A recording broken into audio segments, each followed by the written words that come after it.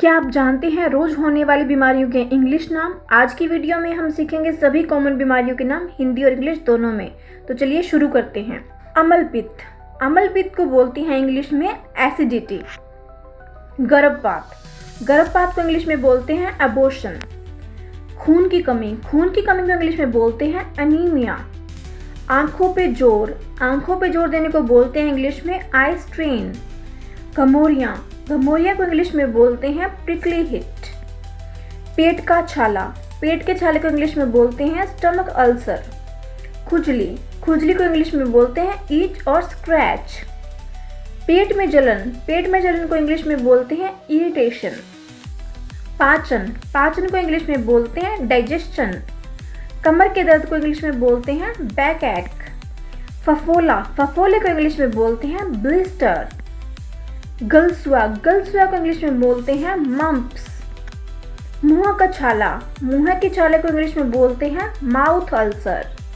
फुंसी को इंग्लिश में बोलते हैं पिंपल। घूमड़ा को इंग्लिश में बोलते हैं बम्प। घाव को इंग्लिश में बोलते हैं गैश।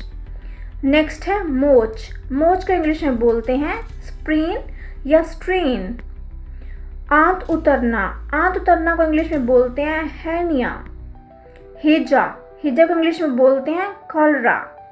दिल के दौरे को इंग्लिश में बोलते हैं हार्ट अटैक। बवासीर को इंग्लिश में बोलते हैं पाइल्स। मधुमेह को इंग्लिश में बोलते हैं डायबिटीज। पथरी को इंग्लिश में बोलते हैं स्टोन। दमा को इंग्लिश में बोलते हैं एज्मा। कुबड़ा को इंग्लिश में बोलते हैं हंचबैक। मोटापा को इंग्लिश में बोलते हैं ओबेसिटी।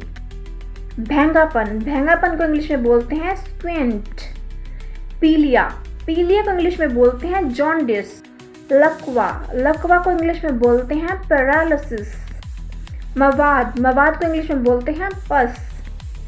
दस्त को इंग्लिश में बोलते हैं डायरिया। पेट दर्द को इंग्लिश में बोलते हैं स्टमक एक। दांत दर्द को इंग्लिश में बोलते हैं टूथएक। सर दर्द को इंग्लिश में बोलते हैं हेडेक। दर्द को इंग्लिश में बोलते हैं पेन। चक्कर को इंग्लिश में बोलते हैं डिजीनेस। सूजन को इंग्लिश में बोलते हैं स्वेलिंग। बुखार को इंग्लिश में बोलते हैं फीवर। उल्टी को इंग्लिश में बोलते हैं वोमिट।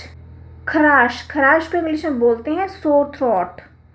जुकाम को इंग्लिश में बोलते हैं कोल्ड। खून बहना की इंग्लिश होती है ब्लीडिंग। नींद न आना की इंग्लिश होती है इंसोम्निया। खांसी को इंग्लिश में बोलते हैं कॉफ। मिर्गी को इंग्लिश में बोलते हैं एपेल्प्सी।